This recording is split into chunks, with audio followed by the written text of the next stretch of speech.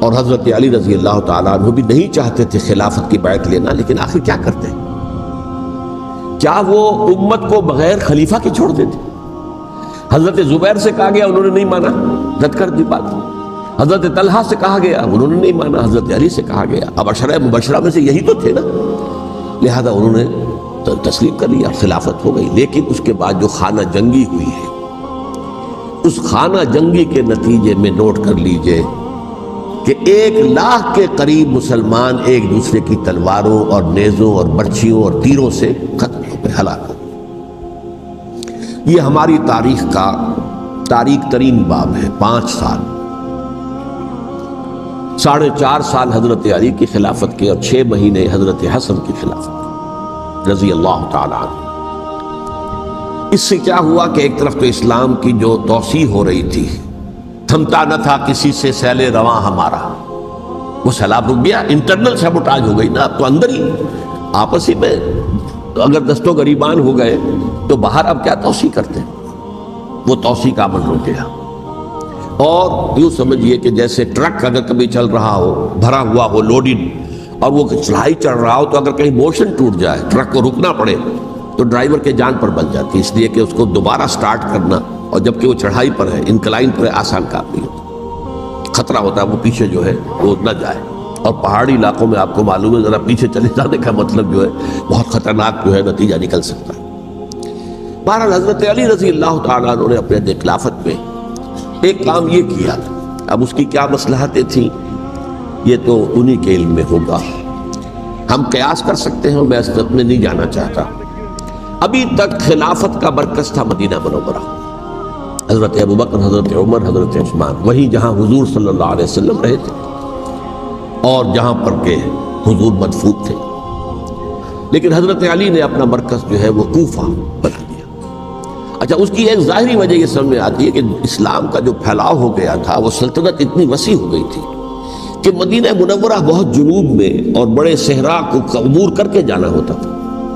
کوفہ جبکہ ایسی مقام پر تھا کہ جہاں سے مشرقی راستہ جا رہا ہے ایران کو، عراق کے اندر تو ہے وہ شہر کوفہ، اور ایران اور خراسان اور ہندوستان کو راستہ جا رہا ہے، وہیں سے شمال کی طرف جا رہا ہے، شام کی طرف اور ترکی کی طرف، اور وہاں سے پھر یہ کہ مغربی افریقہ کو بھی کنٹرول کرنا، جو شمالی افریقہ کو بھی آسان تھا۔ بہرحال حضرت علی نے کوفہ کو اپنا مرکز بنایا، اور نتیجہ یہ ہوا کہ سبائیوں کا بھی مرکز وہی بن گیا، چونکہ انہوں نے اپنے آپ کو گردا گرد رکھا حضرت علی کے رضی اللہ تعالیٰ عنہ۔ اب ظاہر بات ہے کسی پرٹیکولر پرسن کے خلاف تو کوئی مقدمہ موجود تھا نہیں، بلکہ جب جنگ جمل ہو رہی تھی، ابھی جنگ نہیں ہوئی تھی، حضرت عائشہ، حضرت طلحہ، حضرت زبیر وہ لے کر آئے تھے لشکر اس مطالبے کے لیے کہ حضرت عثمان کے قاتلوں کو سزا دی جائے، قصاص لیا جائے۔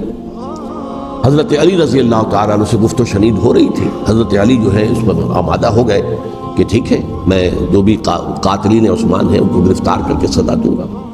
این اسی وقت کوفے کی مسجد کے اندر جو ہے 10,000 کا مجمع کھڑا ہو گیا، ہم سب قاتل عثمان ہیں، لو ہم سے بدلہ کہاں سے لوگے؟ اور انہوں نے کیا کیا، جاتے ہی جنگ چھیڑ دی، اور جب چھڑ جائے تو یا مرو یا مارو، اس کے علاوہ تو کوئی چارہ کار ہوتا ہی نہیں۔ ایک رات میں 10,000 مسلمان شہید ہوئے، جن میں 2 عشرہ مبشرہ میں سے حضرت زبیر اور حضرت طلحہ رضی اللہ تعالیٰ۔ تو یہ صورت تھی، سبائیوں نے گھیراؤ کیا حضرت علی کا رضی اللہ تعالیٰ۔ حضرت معاویہ دعوے دار نہیں تھے خلافت کے، قطعاً نہیں، ان کا صرف ایک دعویٰ تھا، اور وہ یہ تھا کہ عثمان کے قاتلوں کو گرفتار کرو، یا خود سزا دو یا ہمارے حوالے کرو، ہم اس سے قصاص لیں گے۔ اس لیے کہ قبیلہ بنو امیہ کا تھا، اور حضرت ابی معاویہ بنو امیہ میں سے، تو ایک خاندانی طور پر جو ہے ہم قصاص لیں گے ان سے جنہوں نے قتل کیا ہے حضرت عثمان کو۔ لیکن یہاں ظاہر بات ہے کہ حضرت علی رضی اللہ تعالیٰ عنہ کی طرف سے مطالبہ یہ ہوتا تھا، تم پہلے میری بیعت کرو، میرے ہاتھ مضبوط کرو تاکہ میں ان کے خلاف کوئی اقدام کر سکوں۔ لیکن انہیں یہ اندازہ تھا کہ اگر میں نے بیعت کی تو ظاہر بات ہے کہ حضرت علی تک پہنچنے سے پہلے مجھے گردن اڑا دیں گے، اس لیے کہ سبائی جو ہے وہ آپ کو گھیرے ہوئے ہیں۔ بہرحال ایک عجیب الجھاؤ، ایک ڈائلیما تھا جس کی وجہ سے یہ جنگ چلتی رہی، اور حضرت علی رضی اللہ تعالیٰ عنہ کو انہی کے شیعان علی ہی کے اندر سے وہ جماعت علیحدہ ہوئی تھی جس کو ہم خوارج کے نام سے جانتے ہیں، اور ایک خارجی ابن ملجم ہی نے حضرت علی کو شہید کیا رضی اللہ تعالیٰ عنہ۔